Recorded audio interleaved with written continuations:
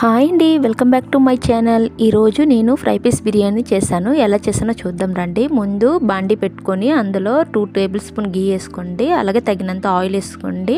Next whole garam masala వేసుకోండి. తర్వాత onions, పచ్చిమిర్చి వేసి శుభ్రంగా కలుపుకోండి. ఇది కొంచెం వేగాక అల్లం వెల్లుల్లి పేస్ట్ వేసుకొని ఒకసారి మళ్ళీ కలుపుకోండి. ఇలా కలుపుకున్నాక చికెన్ అండి నేను శుభ్రంగా కడిగి పెట్టి సాల్ట్ వేసి నేను నానబెట్టానండి.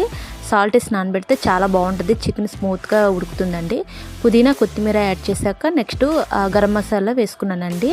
తర్వాత కొంచెం సాల్ట్ వేసుకున్నాను, చూసుకుని వేసుకోండి. ముందు చికెన్లో వేసి నేను వేసాను కాబట్టి కొంచెం తక్కువ వేసుకున్నాను. అలాగే నేను అరకిలో రైస్ అండి, అరకిలో రైస్కి తగినంత వాటర్ వేసుకున్నానండి. వేసుకుని శుభ్రంగా కడిగి మూత పెట్టానండి. ఇలా మరిగిన తర్వాత చికెన్ అంతా బయటే తీసేయాలండి. ఈ చికెన్ అంతా బయటే తీసుకొని ఈ ఫ్రై పీస్ బిర్యానీ చాలా బాగుంటుందండి. ఒకసారి ట్రై చేయండి మీరు కూడా. ఇలా బాయిల్ అయిన దాంట్లో నేను ఒక 1/2 కిలో రైస్ ముందే బాస్మతి రైస్ కడిగి నానబెట్టుకున్నానండి. తర్వాత కొంచెం లెమన్ వేసి శుభ్రంగా కలిపి పక్కన పెట్టానండి. ఇలా ఉడుకుతుండగా 1-2 సార్లు కలుపుకోవాలండి, ఎక్కువ కలపొద్దు, రైస్ విరిగిపోతుంది. ఇగోండి పొడి పొడిగా చక్కగా ఉడికిందనమాట.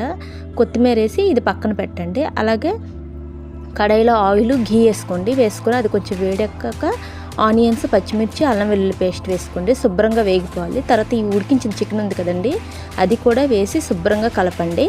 కలిపాక పెరుగు, కారం, పసుపు, సాల్ట్ కూడా వేసుకోండి. గరం మసాలా, చికెన్ మసాలా వేసుకున్నానండి. మళ్ళీ పుదీనా, కొత్తిమీర వేసుకున్నాను. శుభ్రంగా కలపండి.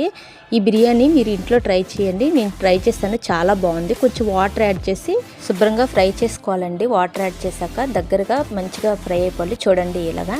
అంతేనండి, రెడీ అండి ఫ్రై పీస్. వీడియో చూసారుగా, చిన్న ఇవ్వండి.